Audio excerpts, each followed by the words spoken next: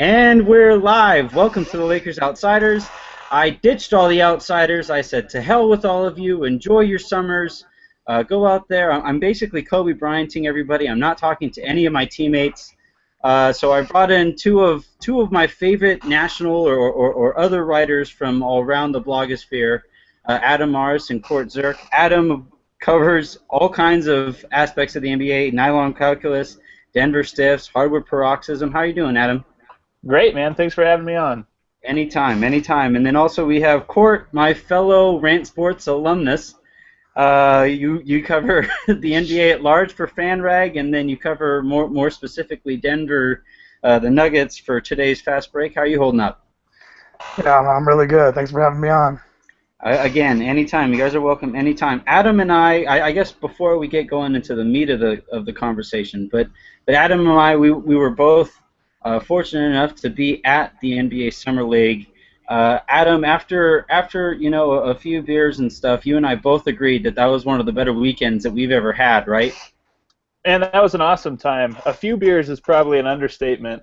I think we went till about 4 o'clock in the morning. Yeah. But that's what's so cool about Summer League. There was dozens of writers at that night at the SB Nation house. I don't know, there was a dozen or so people hanging out till 4 in the morning just talking hoops. It was fun. Yeah, it was. I mean, my wife gets ready for work at about 5:30 in the morning, and she was laughing at me because 2 days in a row I was getting back to my hotel and calling her as I was going to sleep, and she was getting ready to leave for work. But good time, man.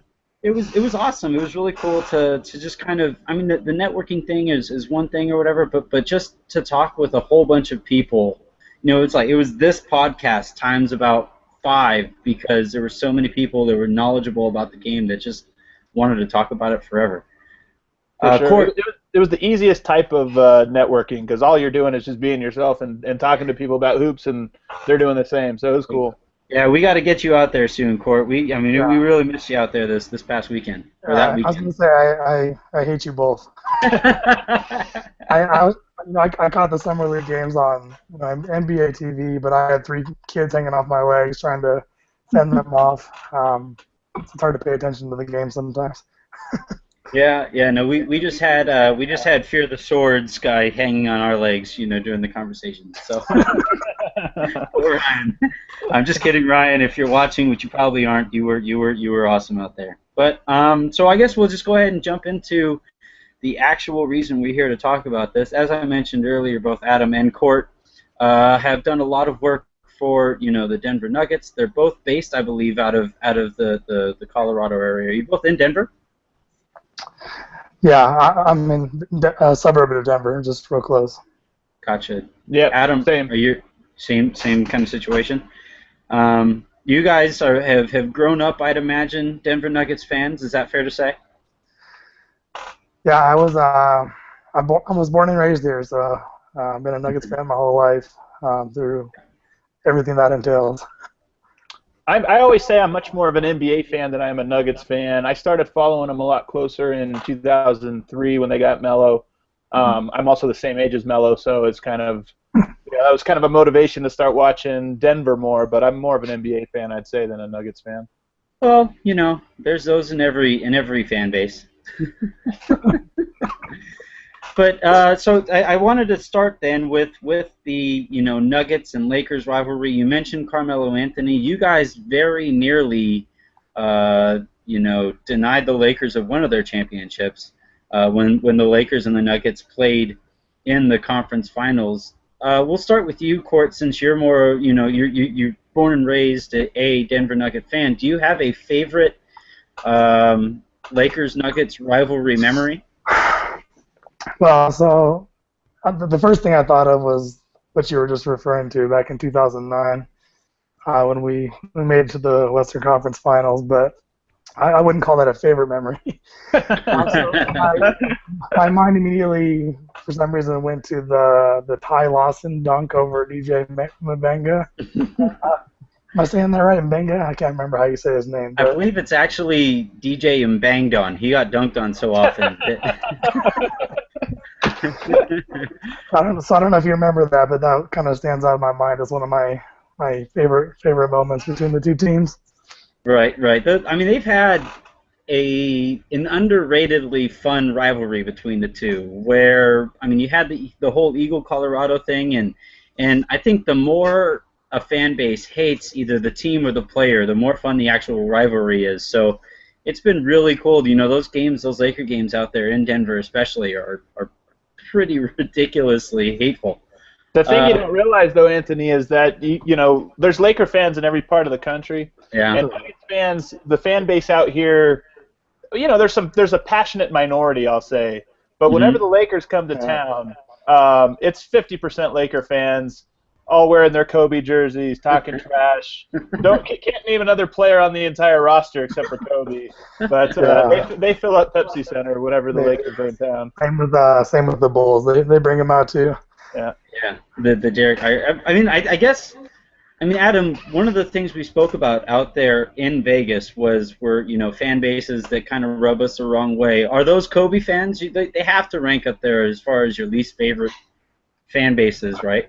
Well, I lived in LA. This is an interesting question for me. I lived in LA for a couple of years. I was in West LA, right by UCLA, and Kobe was my favorite player actually from about 2004 to 2008ish, somewhere in that range. I always say that he was probably the most skilled player to ever play the game. Most just like technically skilled, best footwork mixed with best shooting, mixed with great passing, great defense. So there was a couple years in there where I really, really enjoyed it. Living in LA, you kind of get to know what a Laker fan is. And my if I can just stereotype all Laker fans, I would say that the Laker fan is so passionate about Kobe, but doesn't know anything about the game of basketball or even their own Laker history or their Laker roster. They're just convinced that Kobe is God, and as long as he's on the team, they're the best in the league. Yeah, I was considering calling the website and the podcast the Kobe Outsiders, but the longevity of that would have been called into question after this season. I get it, man. He was fun to watch for a lot of years. Yeah, it's kind of unfortunate. I mean, I kind of tend to rub Lakers fans the wrong way. I just kind of got myself into some trouble recently on the account. I wouldn't say trouble, but I said that the reason a lot of Lakers fans hate LeBron is for being better than Kobe, and boy, that pissed people off. You're not going to make any friends doing that, Anthony. You're going to get your credential taken away. You're going to get your site banned. Yeah, no, it didn't go over very well. Surprisingly, I got the occasional "you're not a true Laker fan," 'cause that's the voice they all speak in. By the way, I don't know if you noticed that, but Adam, do you have a favorite moment? I mean, as far as whether from either side, I guess, being an entire NBA fan between the Nuggets and the Lakers.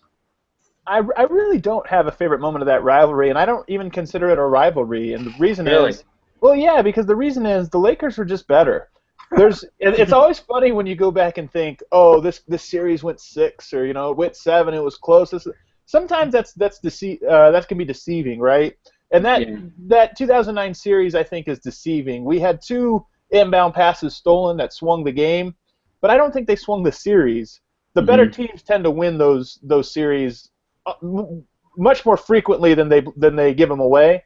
And I just think that the Nuggets, if they would have snuck one of those 2 games out, they would have blown another one. So I think that series went exactly how it was supposed to go. Yeah, I think you're definitely onto something. Like when people talk about the rivalry between the Lakers and the Clippers, it's like, what? Huh? They share a building. That's about it. Right. It's tough. It's tough, I think, with the Lakers, and I'm going to sound like an incredible homer here, but I think the only legitimate team that has an actual rivalry with the Lakers are the Celtics because they have similar levels of success in the NBA. The Spurs are also there, I would say. The idea of a rivalry is also kind of a temporary idea, right? Like you had a rivalry with the Kings for several years, and that was an exciting rivalry, even though it had a beginning and end. It's not ongoing. The same thing with the Spurs. If you somehow get an 8 seed and you play the Spurs in the first round this year, that's not a rivalry. That's going to be an ass whooping.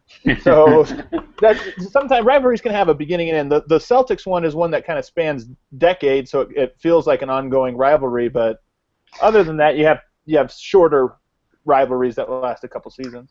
And then even to that point, right, Court? Like you can chime in here too, but with the Lakers and the Celtics rivalry, or when it waned there for a bit, you were getting MVP chants in the Garden for Kobe. I don't know if you remember that, but No, I don't think I saw that. I don't remember that either. that actually took place when the Celtics were really, really, really bad. The Lakers fans were able to outnumber them, and Kobe was at the free throw line, and there was a short, I'd say about 5 second period before those Laker fans were all muffled away, where you got a few MVP chants. But you mentioned Carmelo Anthony, Adam, and Court. You can kind of pick up here too, but are we looking at it differently, the way we look at the two teams, if Carmelo was still there and the Nuggets stayed relevant, in the period since then? We'd be looking at them differently. Yeah, we'd probably be the New York Knicks instead of yeah. I don't know. I don't know. I think Carmelo a lot of time gets some unfair criticism, but he is who he is. I think he's hard to build a team around now in today's NBA. I just think, I don't think he would have been the difference maker between us, where we're at now, or being a legitimate contender. I just don't see that. And in fact, there's a lot of people who believe that the 2012 Nuggets team was, they were statistically the best Nuggets team of all time because they won most games of any Nuggets team in history, but they didn't have a superstar, kind of the faceless team, right? So a lot of people thought they were better than any team with the Nuggets or with Carmelo. Right. Adam, I guess same question. I think Court's right that it was actually the 2013 team, I believe, that had the 57 wins. That's why I hate the NBA, because it's always 12, 13. Right. But yeah. Yeah, so that team actually had the best record, and I think if Carmelo was still here, we probably would be floating around in mediocrity, still making it to the first round, maybe the second. I don't know that it would have been a rivalry with the Lakers. The Lakers haven't really been relevant for about 4 years now, so right. So I don't know that two irrelevant teams can have a rivalry. Yeah. Although I'll say, sorry, I didn't mean to cut you off. Go ahead. One thing that comes to mind, and I think Adam and I have actually talked about this before, but I think there's the potential with Moutier and with Russell for there to be. I think they'll be tied together throughout their career because they were the best 2-point guards in this draft. Mm-hmm. So I think there's a potential there that, depending on their career trajectories, that maybe a rivalry could be reborn. Well, there's actually, I think, already a rivalry between the two of them, and that was one of the interesting things talking to Moutier when he was drafted. He's mentioned Russell unprovoked a handful of times, and it's always been, oh, well, I played against D'Angelo in high school. I played against him, and I thought I shut him down, and I thought I outplayed him at All-American game or this or that.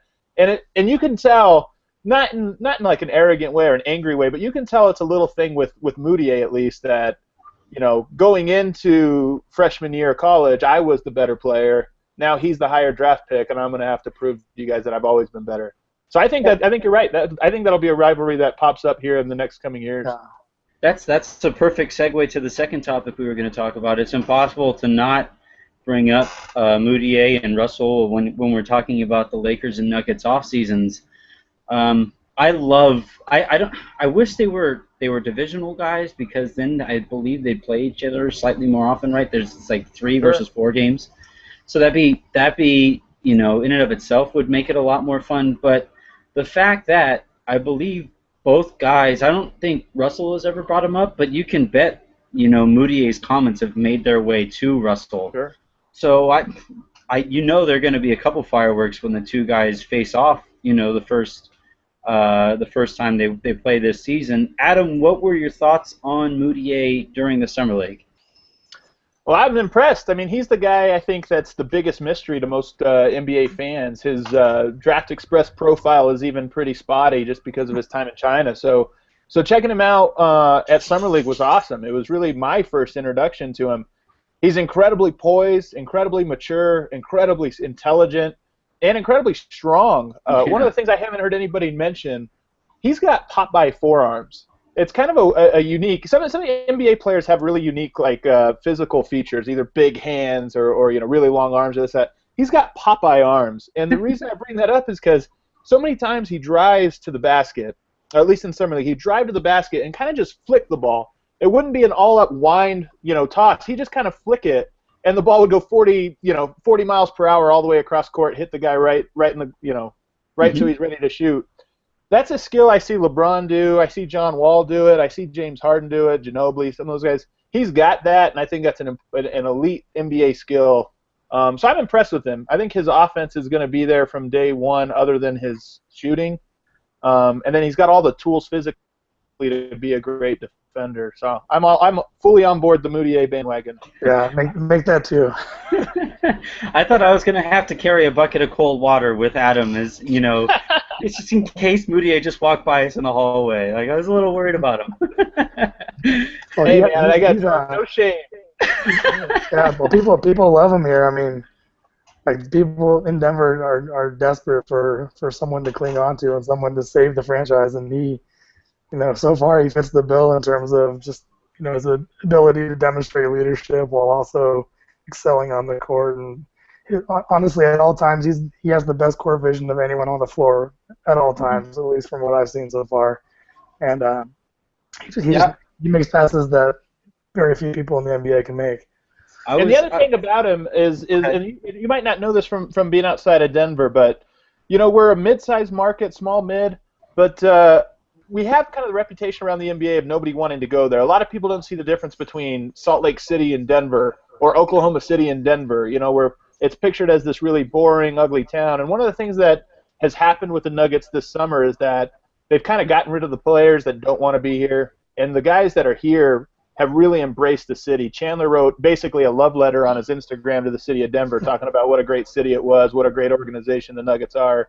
Gallo did the same thing, called Denver one of the most beautiful cities he's ever seen. And then you got Moutier, who's rocking a Mutombo throwback jersey, which is just, if you're from Denver, Chauncey Billups is the guy, but Mutombo's the close second guy for Nuggets history. That juxtaposed with Ty Lawson wearing a Bulls jersey, right? Couldn't be more opposite of each other, at least from what we know so far. And when you're talking about the young guys embracing the characteristics of a city, it is, on both guys, with Moutier and Russell, I don't think either guy has any questions as to, would they rather be anywhere else. And yeah, Adam, there's a lot to be said about the value in that, especially for a city like Denver, who, like you say, or where, like you say, has had that come into question occasionally. And with the Lakers, right now, that's everybody's favorite story to write is how nobody wants to come to the Lakers anymore. When you got these core foundational pieces, Randall came out and said today, living in LA is everything he's dreamed of and more. When you have those foundational cornerstone type guys saying the things that those guys are saying, and it feels genuine, which is also important, that just bodes well for both franchises. Yeah, but that always happens with the Lakers. I mean, who doesn't want to live in LA? Has there ever been a draft pick that's, you're rich and famous and you're living in the city of rich and famous people? That's a pretty good life right there. Dwight Howard disagrees. I don't think he hated LA. I think he hated the guy yelling in his ear every day. Yeah, I mean, the weird thing with Howard, though, was that, because even before they traded for him, he said that he didn't want to come to the Lakers. Like, I don't know if you read any of those rumors at all, but he said, like, flat out, I don't want to follow in Shaq's footsteps. I don't want to be in LA, and I think he loves the scene, but I don't know if he necessarily ever bought fully into the Lakers' mystique that I think is important for people to buy into, even though I hate the combination of those two words, Lakers mystique. Yeah. So, talking about the rest of the off seasons, it sounds like you're completely on board, obviously, with Moutier. You mentioned Ty Lawson. We also both, all three of us talked about the direction both franchises are going in. I would say for both organizations, it was a pretty net plus off season, right, Court? Yeah, for sure. And Adam can attest to this, but I was kind of having endured the most painful season of my entire being as a Nuggets fan. I kind of entered the off season with a bit of I was a bit jaded, and I was a bit almost angry at the lack of direction I felt they were going. And it wasn't until Wilson Chandler penned that kind of that love letter that Adam mentioned to the city of Denver, I kind of took a step back and started thinking about how this is exactly the type of people we need to stay here. We need people like Chandler. We need people like Gallo who actually want to be in the city, want to play for this franchise, and are pretty solid professional players, right? I mean, they're solid pros. So locking them down for what'll be a relatively small deal and chump change in a couple of years. Yeah, and then that's a big one. Even bringing back someone like Jameer Nelson to mentor Moutier was a big win for us too. 100%. Fan psychology is interesting to me because you look at a team like Philadelphia, and I'm kind of surprised. I wrote about this on Twitter a little bit today. I'm kind of surprised at how much people Philadelphia fans have embraced this tank that they're in. And I think it's because when you know the direction that your team's going, you have a little bit of buy-in. And with the Nuggets, for the last 2 years, nobody's really known the direction. We picked up stopgap players like J.J. Hickson, Nate Robinson, guys that aren't that great, but they're not that bad. So you end up sticking them in the roster. Nuggets fans think, okay, maybe we'll be an 8 seed. Things go south. So the Nuggets psychology, the fan psychology in Denver has been, just disappointment after disappointment and wondering where we're going. So this next year, we're probably going to have the same record that we did last year, but it's going to be 10 times more enjoyable because people know they can at least see the process ahead. And maybe you feel the same thing for the Lakers, is that you kind of can start to see the blueprint a little bit with which direction the Lakers are going post-Kobe. Right. That's the big one. That's the big one that I think. Would you guys agree? I believe that today's NBA fan, the general NBA fan, is smarter than any point in NBA history.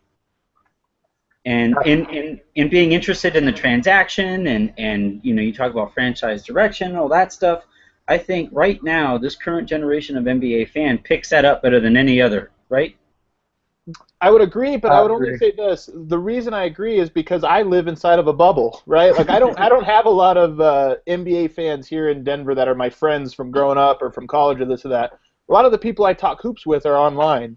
Right. So I live in this bubble of people that are smart and passionate and know the ins and outs of the CBA, and they know all the finer points of how things work. But I don't know. I'm a little bit out of touch, I guess, with just the everyday man. Right, and I mean, I'll represent that on your timeline. But just a bunch of bad jokes and the occasional lashing out at the organization. That's basically the Anthony Irwin experience. But I would say this. I do have a bunch of friends and family and such that ask me questions. They know what I do and what I hope to continue to do forever. And the questions that they ask catch me off guard. Hey, do we still have the biannual, or do they have this exception? Do they have this exception to use? What's a decent rate for this player? And it's a relatively, you would think, unknown player. Right. And to me, that represents that. Wow, all right, I can have a conversation with this person that may not be what I experienced in Vegas, but for the most part, I mean, Court. Of the three of us, you probably have by far the most followers. You get to deal with the layman more often than either of us. What would you say about that? This whole time you were talking about the casual fan, I just kept thinking about my wife asking me who's sportsing tonight. So I just couldn't get past that in my head. I think there's a. I don't know. It's probably just maybe it's because of just the just the sheer amount of exposure that people are getting to all sports now through social media, just through television or whatever, being able to record games. I don't even think it's just limited to NBA. I think people are just smarter fans in general. Mm-hmm. Mm-hmm.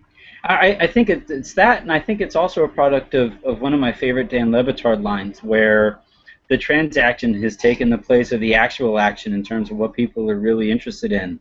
I mean, there were record numbers people watching the lottery this season because you had the Lakers and the Knicks atop there. You know, we don't know where they're going to go, and that has, you know, it was right before an NBA Finals game, but then you tune into the draft and you had, you know, more record numbers watching that as well, and then the amount of people that follow Adrian Wojnarowski, knowing that he's going to provide them with the inside scoop on the immediate transactions that take place in the NBA, that's interesting to me. That, you know, that's kind of where following sports has gone. Um, the rest of the off season, though, just kind of put a wrap on this. I mean, I could talk about what the Lakers have done from an outsider's perspective on the Outsiders podcast. Um, what would you guys? How would you guys talk about what the Lakers did, you know, this season in terms of if the two teams were to play right now, who would you take? That's a fair way to go about this, because I think they're similar stations. Yeah. Well, so I wrote a piece a couple weeks ago talking about how I actually really liked the Lakers off season. Oh, I remember that. That was really good. Yeah, and I kind of compare it. It's very similar to what the Knicks are doing, in that they're not making, like, they're not going out and getting the flashy free agents, but they're making pretty, like, smart basketball decisions in terms of who they're bringing in. You know, they're bringing in real life, actual NBA bench players, right? Like having Lou Williams come off your bench, or having Roy Hibbert as your rim protectors. They're legitimate players, so. And they're not prohibiting anything going forward. They're not burdening themselves with too much salary.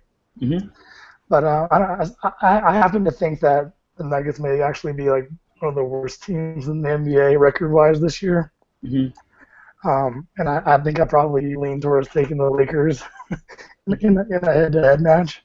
For a variety of reasons. Like, I'm also crazy excited about watching Julius Randle play. Yeah.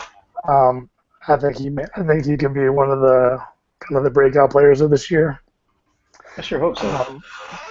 But I think the Lakers probably are in a little bit more advanced day right now. Adam, would you agree there? I don't know. Well, I probably would have before I found out Tariq Black is only 6'9". Now I don't know what to do. Well, he was 6'11" until today, right? Today he's officially 6'9". No, I hate when that happens. Here's what I'd say. I think that the Lakers might have a slight edge in talent, but I actually think the Nuggets will be competitive. And here's why. The Lakers have a lot of guys that have one or two really good skills, and they have one or two really big flaws. And I don't trust Byron Scott to be able to highlight the best of those players and kind of hide the worst of them. For example, I mean, obviously Kobe right now doesn't have it from judging on what we've seen of him the last 2 years. He doesn't have it defensively. He doesn't have the strength and energy and conditioning to be able to play, you know, all out on both ends of the court. So he takes a lot of possessions off on offense. He takes a lot of on defense. He settles for jumpers when he shouldn't on offense. I don't know that Byron Scott's going to be able to break him from that now that he's a year older and through another injury. Roy Hibbert, you know, is a phenomenal defender, especially help side defender, but he's got a lot of flaws, especially offensively. Do you really feel that Coach Scott's going to be able to bring out the best in him? Then you got Julius Randle, who I'm actually also excited about. A lot of people I really respect are down on him. He's a guy I've always liked his skill set, so I'm curious to see. But this is basically his rookie season. Rookies are always terrible. He has no exposure. I mean, he has 10 minutes of exposure to NBA speed. So I expect him to really be bad this year just from a productivity standpoint. And the same thing goes for Russell. Lou Williams is another guy. He's a chucker. You know, do you really expect Coach Scott to be able to get the most out of him? So on the other hand, you have the Nuggets, who are in a lot of the same boat. I think Gallo's an underrated player. I think Wilson Chandler's an underrated player. Jameer Nelson's a really solid player. And then they're full of a bunch of rookies and guys that don't have a lot of minutes too. But I do trust Coach Malone. I think that one of the things he is good at is understanding player strengths and weaknesses and playing off of those. So I think the Lakers might have a slight edge in talent, but I expect the Nuggets to be as productive, if not more. Yeah, I think both teams head into the season with more questions than answers, right? I mean, there's the direction aspect, which is always fun. We talked about that pretty much at length at this point. But like you mentioned, both teams, they have a couple guys that people are really interested in watching, but aside from that, they don't have any, bona fide, exactly what they are kinds of guys, right? I don't think that I can't think of any of those because of injuries or whatever other reasons, playing style, whatever. I can't think of any bona fide NBA guys that I know exactly what I'm going to get from them heading into the season on either roster. You know what you're gonna get from Nick Young. Come on. Okay. That's a good point. I don't know if you've seen his haircut, his new hairstyle, but please, No. Nick, please cut that off before. I'm not even one who usually dabbles in that, that side of basketball or sports period, but Style. yeah, but Nick, that's just not a good look, buddy. That's not a good look. I just looked it up, and it's inspired by Booty Call, the movie with Jamie Foxx. Thank you. He's Jamie Foxx. And the only other thing I'll say about the Lakers is, one, you have Jordan Clarkson, who looked like the best player in summer league. Maybe Marcus Smart, but those two guys look clearly like they were in a class all themselves. He might be. I don't know if that'll translate. His skill set is the type of skill set that can dominate at summer league, that might not necessarily dominate at a faster pace league like the regular season NBA. But the other thing I'll say is, I'm not sure that that Byron Scott's Princeton offense that he's trying to run, I don't know that works when you have. I mean, the Princeton offense is an offense that spreads the ball and moves it, right? There's very little dribbling, lots of passing, no holding. You've got Lou Williams, you got Kobe Bryant, you've got Nick Young. You got D'Angelo Russell. All these guys like to catch the ball and read the defense, make decisions. To me, that's the opposite of the Princeton. So I can see as much as there's some talent there, I can see it being a little bit combustible. I'll say this about the Princeton, and this is something that Gary Kester from the site has brought up a couple times. It'll take about 3 or 4 trips down the court on offense for Kobe to say, "This system sucks. We are not running this anymore. This is not going to work." That was probably the most frustrating aspect of summer league, aside from Tarek Black just fouling anybody and everybody he could get a hold of. But the sprint, the team is built to run. Could you just picture how much more fun this Lakers team would be with Mike D'Antoni as the coach, George Karl. or George Karl, any of those guys? Anthony, you have got to be every Lakers fan's worst nightmare here, talking about LeBron, talking about Mike D'Antoni. I can't even imagine the hell that you take every day from your fan base. I'm gonna have to start retweeting like funny comments that I get back at me, just because they can be pretty comical. But I'm watching these guys play, and Clarkson, uber athlete. D'Angelo Russell, not a great athlete, but supreme, court reader. You had Julius Randle, who can go coast to coast with the best of them, and they're out there just slowing the ball down, running 15 seconds per possession, and you're just sitting there like, guys, you guys should be killing these guys, but the Princeton's keeping everybody in these games. I forget who said it, but he was like, the Princeton offense is great for future accountants, but in the NBA, it's not what I want to see. Right. So, but we'll see how that goes. We talked a little bit about Carmelo, who is I think at this point is a better player while playing the stretch four or the pinch post or whatever. Byron Scott, a little earlier today, made a few headlines talking about one Kobe Bean Bryant, who he envisions playing some power forward. We were all laughing about this before we started the podcast. Adam, do you just want to laugh for about 5 seconds, and then we can actually cover the topic? Hey, man, I'll tell you what, it's going to make them a lot more interesting, I think, for all the wrong reasons, but heck, I want to see Kobe at power forward. I want to see Kobe at center. It'll make for some fascinating basketball where I think the Lakers play it for 5 minutes and get outscored 20-5. Yeah. Oh man, I can't even. Court, go ahead. This is Byron. I guess I didn't even realize that Byron knew what a stretch four was. So there's that. I think he's pretty sure Stretch Four is one of the Fantastic Four characters that we're going to see this Yeah. Friday. Can you have a stretch four if you don't like to shoot threes? Is he just like 2 feet in front of the 3-point line stretching the defense? No, he shoots. All of his 3-pointers are going to come with one toe on the line. It's Yeah. the Derek Perfect. Fisher Yeah. specialty. No, I given how small the NBA is going, and given how much Byron Scott enjoys to make the occasional quote, I can kind of see where this came from. But please, Byron, just save us all the trouble, and you don't even have to experiment with that. They have 3 guys that you could run at the stretch for more effectively than Kobe. I guess that's all we can really say on the topic, right? Other than Byron being an idiot. I don't know where to go with that one. It's shrug emoji. Like, that's all we should have done. Is I should have just drawn out the shrug emoji and just moved on. Lastly, before we get out of here, we're going to widen our scope. We've all written about the NBA at large to some extent. Whether it was Court and I at Rant Sports. Court, you're currently doing so with Fan Rag. Adam, you're doing so with Hardwood Paroxysm and Nylon Calculus. So we're right smack dab in the middle of where nothing is going on in the NBA, so why not talk about who won the offseason? That'll be the question, 1, and then question 1A will be, does it matter in the grand scheme of things this season? So, Adam, I'll go ahead and let you start. Who had the most impressive offseason, would you say, of everybody in the NBA?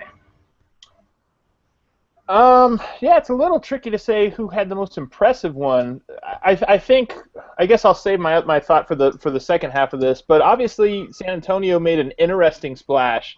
I'm actually of the opinion that they're not going to be as productive as people think. That's a team that's been together for 16 years, pretty much as assembled. They've moved the pieces on the outside around. LaMarcus Aldridge will be their best player next year. That's the first time they've added a new piece that's the best player on the team, so he or Kawhi. But so I think they're actually going to struggle, plus they lost some depth. I think the Rockets have a steal with Ty Lawson. I don't think that you can play a lot of minutes with Lawson and Harden at the same time, but I think staggering them is going to keep Harden healthy, going to keep him rested and make him more productive. So I think on top of that Houston team was a 3 seed last year despite getting losing huge moments from Dwight, losing games to Monte Eunice, who's one of my favorite players in the entire league. So I think if you had to give one team that won, it might be them, just because I think that they're a legitimate contender, where I haven't thought that until they got Ty Lawson. Court? Yeah. I was actually thinking, I think the Los Angeles Clippers did I think they won the offseason to me. By not losing DeAndre? Well, that's a big part of it, but this is a team that was up 3-1 against those Rockets right in the semis, and had they had any sort of bench depth, I just can't help but think that they could win one of those final games and move on to the Western Conference Finals. And so I'm not a huge Lance Stevenson or Josh Smith guy, but they're guys with NBA bodies and questionable skill sets, but they're competent enough to eat minutes, right? Josh Smith won one of the games single-handedly almost. But so beat him, join him. Yeah, so adding Prigioni is a underrated move to give Chris Paul some backup. But I like what they did to address their bench needs. Bringing in Paul Pierce is huge. I think we'll see some big shots from him all year long. Do they have a backup 5 though? That's what I'm wondering. Off the top of my head, I would say no, right? They traded away Spencer Hawes, and Doc would do whatever he could possibly do to not play whoever was behind DeAndre last year. Yeah, they got Cole Aldridge. Oh, that's right. Take that for what you will, but I think he showed at times in New York that he can eat up minutes too. Yeah, he's 6 fouls. Yeah, that's right. That's how I used to look at guys, when they would play against Shaq in the playoffs, where you just get as many tall 7-footers as you could who could stop Shaq from just dunking on everybody. And I think that's what they're hoping from Aldridge. Yeah, I agree. Obviously, without Shaq. Anybody else? We haven't even spoken about the Eastern Conference. Has anybody done anything in the East that would make you say it's not LeBron coming out of that conference? Absolutely not from my end. I think that's that's a one-team conference. There's some teams that are really interesting and have a future, but that future isn't a 2015-16 future. That's beyond. So I think next year you have a lot of teams that are interested. Washington will be interesting to watch. The Bulls, they got my favorite coaching prospect in Fred Hoiberg, who I think will be a very good coach for them. But are they going to be better than they were last year? I don't think so. It's going to be pretty identical. You have some teams that are up and coming, but nobody that I think is going to be a threat, even close to a threat to Cleveland this year. I agree with that. I actually think two teams that to keep your eye on in the Eastern Conference are Indiana and Miami. I was just going to say Miami. Miami, they were able to bring back a lot of their pieces, and the big thing with them is always if they can stay healthy, right? I think they have one of the better starting fives in the East. Added a little bit of bench depth. I like Green as just kind of a role player to add some instant offense. But Amari played well to end the season too last year. Amari Stoudemire did, I believe. Yeah, he did. And apparently today he said that he's better than Chris Bosh, which I just saw that somewhere on Twitter, and I didn't get all the details, but I saw that right before we started. I think the right coach. I mean, he's old now, and it's hard to even know. It's hard to take anything from the last handful of seasons from him. But he's a guy whose skill set, I think, if healthy and 100%, can actually be more productive than people realize. Like I said, I'm not counting on it just because he hasn't been healthy and productive for so long. But I still think Spo's an excellent coach, and I'm curious to see, what they can do with him. Yeah, I don't know if I would. I agree completely that the conference is the Cavs to be lost. That's not even within question, I would say. But I really want to see that Miami-Cleveland series take place. Like that, the NBA needs that. Just so that storyline can come full circle, and both fan bases aren't particularly fond of each other. And you have Dwayne Wade, who could play the role of the scorn lover. That'd be so much more, or spurn lover. I'm not sure why I said scorn, but spurn. We know what you mean. Right. That he could, if he could play spoiler to LeBron's, hometown hero story, I'm sure he'd love to do that. I think that game goes at least 6. Would you be willing to go that far, Adam? I don't know. I mean, probably not. To be honest with you, that Cleveland team is really good. They learned a lot last year. If you look at the Heat in 2011 to 2012, their second year together, they really turned it on and became a great team in that second season. I think the same thing is going to happen with the Cavs this year. They've come together a little bit. They learned a lot about themselves in the playoffs. I think we're going to see a 65-win team out of them in a weak East. Court, do you think we'll see over or under 5 letters from the Cavs to the Players Tribune this season? I'm not sure. I'm not sure I follow that story. What I mean? Oh, if you go through their entire history, you have Kevin Love, who's written 2 Players Tribune letters. He's a partial owner in the company, though. Right. Oh yeah, he's a senior editor, right? He's a senior editor. So we've all been trying to write for going on however many years we've been writing combined, and this guy's a senior freaking editor with a ghostwriter. We need to start the Bloggers Tribune or something. This is exactly why I love the NBA. It's like I follow the NBA closer than anyone, and here's a story I've never even heard about. It's amazing. Yeah. That's how it goes. So then, question 1A to this ending segment. Does it all matter? We already talked about, Cleveland's still probably the favorite to come out of the East. We already mentioned how the Spurs. We didn't mention Golden State, so I guess that's a good place to pick up. Court, did anybody do anything to leapfrog the Warriors? Oh, I don't know. The Warriors team is so good, and they literally brought back everyone. Um, I'd say one team to keep my eye that I'll keep my eye on is probably the Thunder, just because they're assuming they can get Durant back healthy, that they're just so immensely talented. Um, and they have enough depth and big men to counter anything that the Warriors throw at them. So I don't know. I just think if anyone can overtake them, I think it'll be the Thunder. Adam, same question. Would you still put your money on Golden State, or did anybody do anything to change your mind?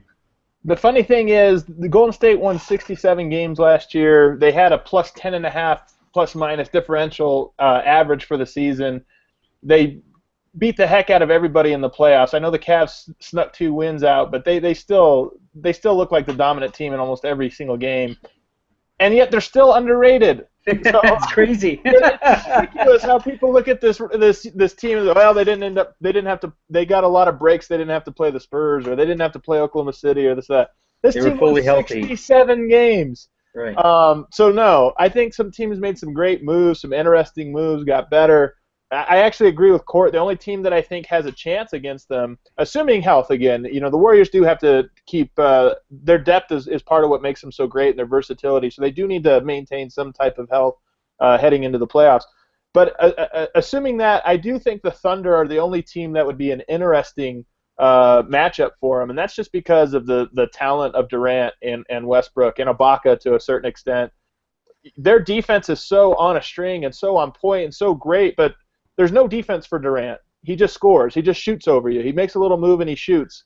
So that would be the only one that I would say, hey, they have a puncher's chance. But other than that, I think I can't see a team beating the Warriors in 2015-16, assuming they're healthy. Yeah, I always laugh at the way we rate teams. I think a lot of it has to do with the whole soft dynamic, that because they make they score so much via the three, that people think of them as somehow a non-strong team offensively. And then also, how they kind of toiled in that series against Cleveland until the very end, when they figured out, hey, we should probably play Andre Iguodala more. Then they kind of blew the doors off of Cleveland.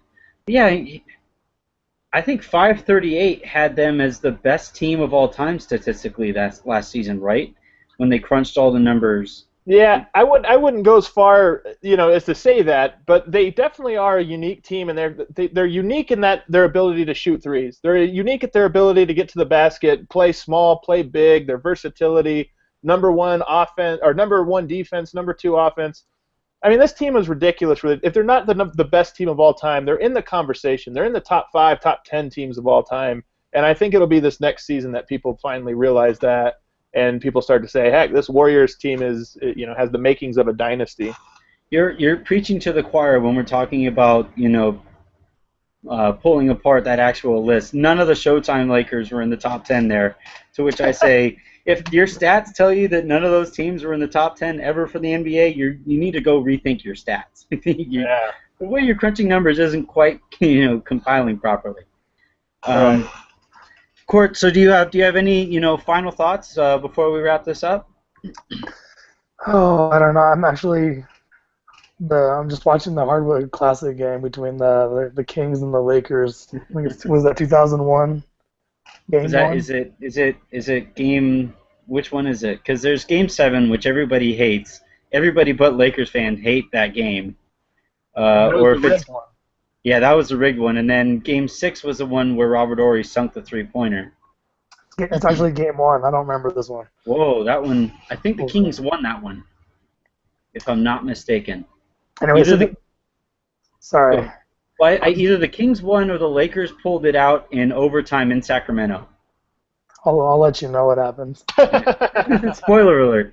This is what my life's become. NBA Twitter's really become a ghost town. Oh man, there's nothing to watch. I'm watching old games on Hardwood Classics every night. That's kind of what I'm up to. Right. I completely agree. I wish they would televise I don't know if you guys have heard of it out there in Denver, but the Drew League games that are going on right now in Los Angeles. Those should be televised. That's way more interesting than baseball.